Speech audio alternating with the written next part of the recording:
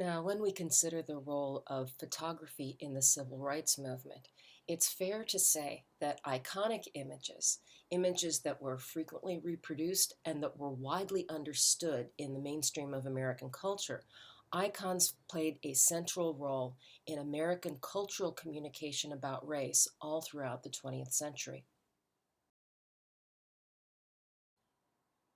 When we're talking about icons of civil rights photography or icons of racial photography that preceded what we call the civil rights movement, that became important to the civil rights movement, here's an example. This is a photograph from the FSA project by Marion Post Wolcott that gives a very clear and direct visual story about segregation that shows a black man ascending a staircase into the separate entrance for quote unquote colored people. So the message of the photograph is easy to visually grasp, and it communicates very clearly. This image by Robert Frank also fits the description of an iconic photograph. And that's not to say that the first impression that you get from the photograph is all there is to it. Iconic photographs like this one can be really layered. There's a lot going on in this photograph.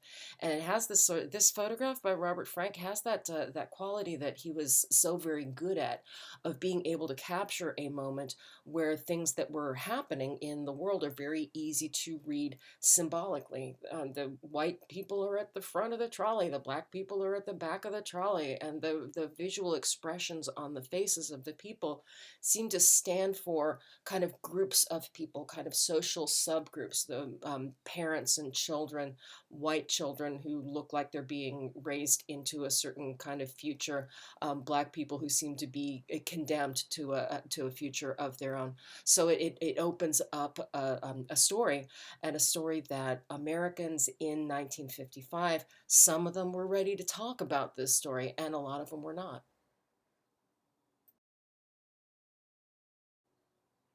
This photograph by Eugene Smith from the story of Maud Collin, Nurse Midwife, that was published in Life magazine, has all the qualities of an iconic photograph. It has that sense of being compositionally very clear and bold and direct.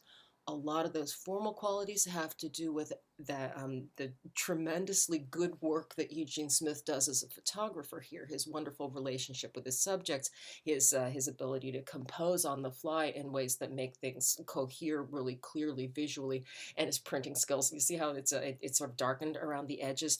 That vignetting that makes the light in the center and the darkness around the edges helps the picture to feel unified, and it keeps our attention drawn towards the center of the photograph, where there's this tremendous connection between the nurse midwife and and the little newborn baby. So this tells a story. It's a story that draws on knowledge that is shared by Americans, and that some Americans already knew, some didn't know yet, about what it's like for Black people in the South at the time that this photograph was published. Okay, so moving on from the idea of iconic photographs, there were key events from civil rights conflicts that were documented in photography. Now, this class is not going to be able to go into anything near the kind of depth that the subject truly deserves. So I've picked just a couple of examples that we can look at and see the role that photography played in how people understood these conflicts. So iconic images, again, have always played a central role when we're looking at the history of civil rights photography.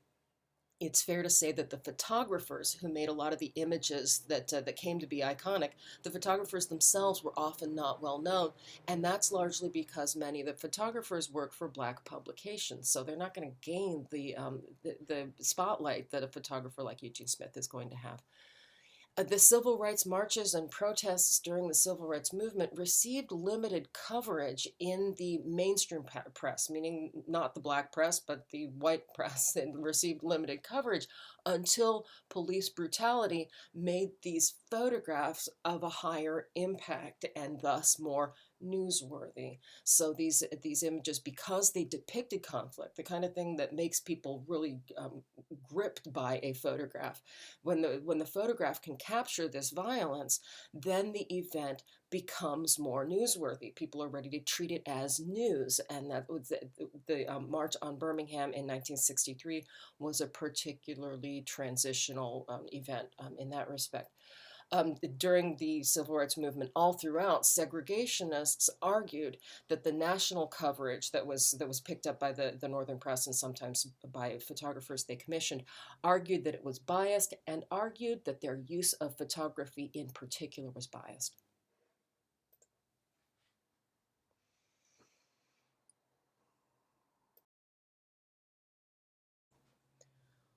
One of the events in which photography played a particularly important role was the death of Emmett Till.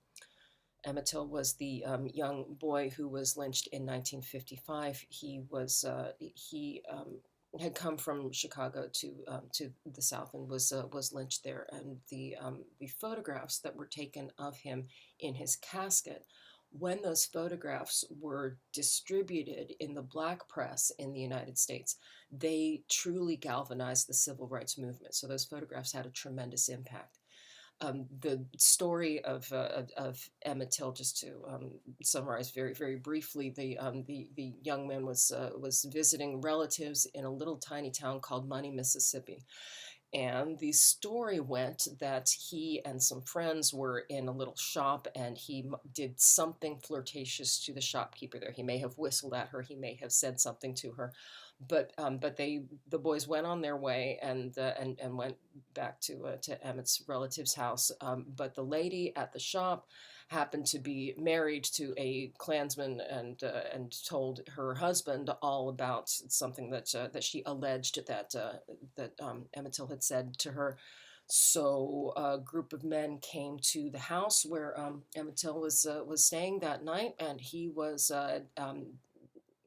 kidnapped from that house. He was brutally beaten and murdered and thrown into a river with a heavy piece of machinery tied around his neck so that his body would sink. And that's important because the circumstances and the method of his lynching were important because he was profoundly disfigured by the way that he was killed. And when he was and the funeral happened, when his mother Mamie Till came down from Chicago to the funeral, she wanted an open casket funeral, and she insisted that her son's body be photographed in the casket, and those photographs be distributed as far and wide as they could, because she said she wants the world to see what she had seen. So the photographs were originally published in a little pamphlet that you see here, The Complete Photo Story of the Till Murder Case. So the photographer is named Ernest Withers, and he distributed the photographs on his own, in addition to select photographs being distributed across the country, particularly in the black press. And these are the photographs that we're talking about. I'm not going to linger on this, but the photographs were quite gruesome, and they had a tremendous impact nationwide. Other photographs that were taken during the trial were also very important, because Ernest Withers didn't just photograph the funeral; he photographed the trial of the murderers of Emmett Till. And take a look at what you see in the photograph here. See where the black people are and see where the white people are. You can see the representatives of the black press all the way on the left in the corner closest to us.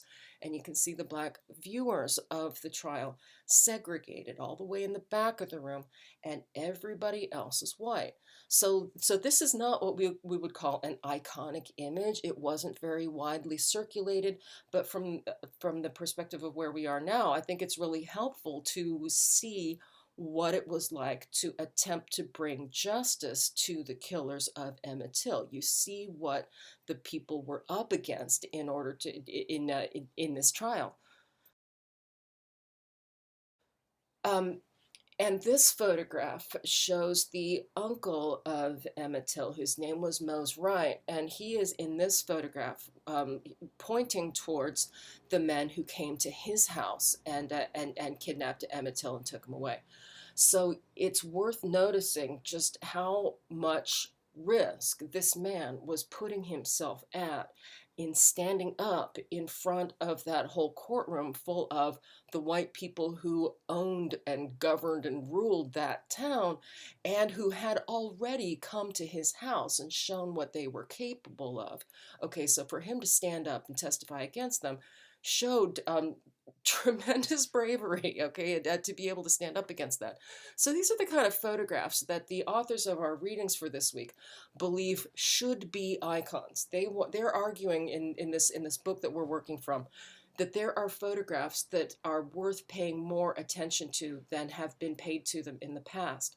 There are certain stories that are told in what have become the icons of the civil rights movement that, while they may not be wrong stories, may be insufficient to tell the whole story of what the participants in this movement did, how many people were involved, what their different roles were, and that it wasn't really just a story that white people tended to pass around amongst each other, of white people coming down to the South and helping out in a movement and sort of behaving as liberators.